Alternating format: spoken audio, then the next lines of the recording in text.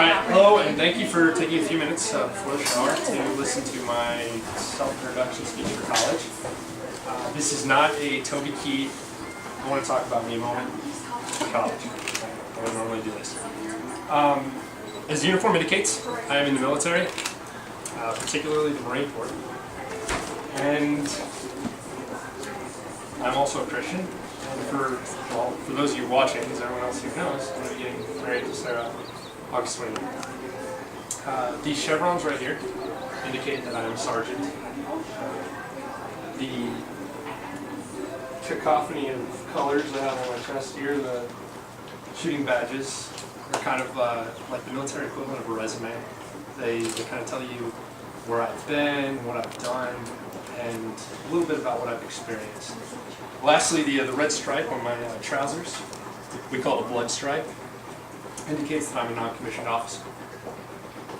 All of those pale in comparison to what I'd call my first artifact, the Eagle Globe and Anchor. This, I don't know if you guys have seen the Marine Corps commercial, is earned and never given. And I remember the day that I received one. Up until that moment in my life, high school diploma, anything, nothing compared to the relief and the joy and just the pride that I had at that moment.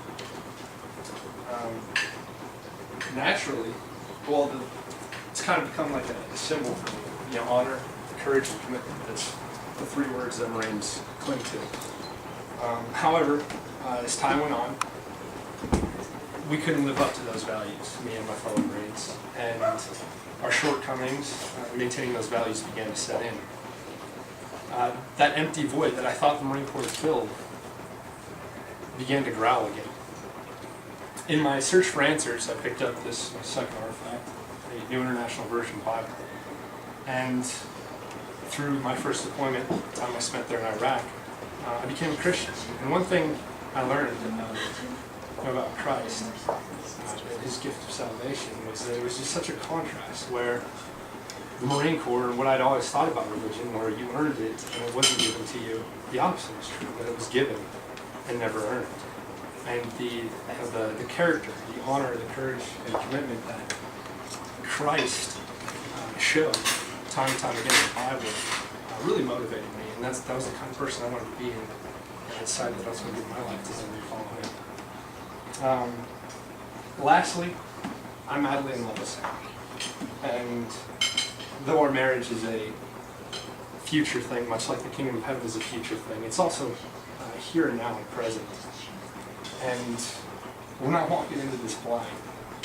We have a verbal intimacy that, and a trust that surpasses anything that either of us have experienced with anybody else. And in the course of our relationship, we've analyzed the other and looked at our values and our dreams and aspirations and character, and made the determination that we want to spend a life together.